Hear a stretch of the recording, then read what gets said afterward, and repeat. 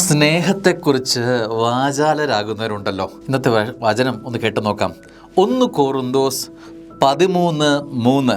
ഞാൻ എൻ്റെ സർവ്വസമ്പത്തും ദാനം ചെയ്താലും, ഞാൻ എൻ്റെ ശരീരം ദഹിപ്പിക്കാൻ വിട്ടുകൊടുത്താലും, സ്നേഹമില്ലെങ്കിൽ എനിക്ക് ഒരു പ്രയോജനവുമില്ല.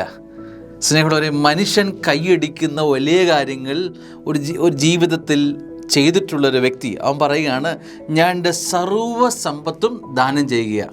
അപ്പോൾ എൻ്റെ ജീവിതത്തിൽ ഇനി എനിക്ക് സമ്പാദ്യങ്ങളൊന്നുമില്ല, എൻ്റെ മുഴുവൻ സമ്പാദ്യങ്ങൾ ഞാൻ മറ്റുള്ളവർക്കായി ദാനം ചെയ്തു. അങ്ങനെ ഒരു മനുഷ്യൻ അത് കഴിഞ്ഞ് പറയുകയാണ്, എൻ്റെ ശരീരം ദഹിപ്പിക്കാൻ വിട്ടുകൊടുത്തു. എൻ്റെ ശരീരം വിട്ടുകൊടുക്കുക, അത് ഇല്ലാതാക്കുക. എന്നിട്ട് പിന്നെ പറയുക, എന്നാലും സ്നേഹമില്ലെങ്കിൽ എനിക്ക് ഒരു പ്രയോജനവുമില്ല. ഈ ചെയ്തതെല്ലാം യഥാർത്ഥ സ്നേഹം മൂലമാണോ എന്നതാണ് ചോദ്യം. നീ നിൻ്റെ ശരീരം ദഹിപ്പിച്ചത് സ്നേഹം കൊണ്ടാണോ? നീ നിൻ്റെ സമ്പാദ്യം മുഴുവൻ ദാനം ചെയ്തല്ലോ, ആ ദാനം ചെയ്ത യഥാർത്ഥ സ്നേഹം കൊണ്ടാണോ, അതോ മറ്റുള്ളവരുടെ കയ്യടി കിട്ടാനാണോ? സ്നേഹമുള്ളവരെ, മറ്റുള്ളവരുടെ പ്രീതിപാത്രമാകാനുള്ള വെമ്പലിനിടയിൽ നമ്മൾ ദൈവത്തിൻ്റെ പ്രീതി സ്വീകരിച്ചിട്ടുണ്ടോ എന്ന് ചിന്തിക്കുന്നത് നല്ലതാണ്. മനുഷ്യരുടെ കയ്യടിക്കപ്പുറത്ത് സ്വർഗത്തിൻ്റെ മുഖം പ്രസന്നമാകാൻ നീ എന്ത് ചെയ്തു എന്നത് ജീവിതത്തിൽ ഒന്ന് ചോദ്യചിഹ്നമാക്കുന്ന നല്ലതാണ്. ദൈവസ്നേഹത്തിൽ നിറഞ്ഞാണോ മകനെ മകളെ നീ എല്ലാം ചെയ്യുന്നത്?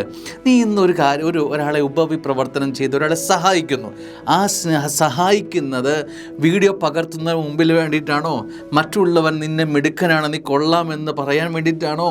സമൂഹത്തിൽ നല്ല വൈബ് കിട്ടാനാണോ? അല്ല, മറിച്ച് നീ ദൈവസ്നേഹത്തെ പ്രതി നീ ഒരാളെ സഹായിക്കുന്നു, ഒരാളെ പഠിപ്പിക്കുന്നു, ഒരാളെ ശുശ്രൂഷിക്കുന്നു, ഒരാളെ കരുതുന്നു. നമ്മളെ കൊണ്ട് കഴിയുന്നതൊക്കെ നമ്മൾ ചെയ്യുന്നത് മറ്റുള്ളവർ എന്ത് ചെയ്യും, എന്ത് കാണുന്നു എന്നതിനപ്പുറത്ത് സ്വർഗമിത് കാണുന്നു, സ്വർഗമിതിന് വിലയിടുന്നു എന്നത് മനസ്സിലാക്കുമ്പോൾ സ്നേഹമുള്ളവരെ, അതിനാണ് വില. ഇതിലൊക്കെ സ്നേഹമില്ലെങ്കിൽ യാതൊരു പ്രയോജനവുമില്ല. സ്നേഹത്തിൽ ചാലിച്ച പ്രവൃത്തികൾ നിന്നിൽ നിന്നും ഒഴുകട്ടെ. നിൻ്റെ നയനങ്ങൾ, നിൻ്റെ കേൾവി, നിൻ്റെ സംസാരങ്ങൾ, നിൻ്റെ ചിന്തകൾ, നിൻ്റെ പ്രവൃത്തികളെല്ലാം സ്നേഹത്തിൽ ഒഴുകിയിറങ്ങട്ടെ. ആമേൻ.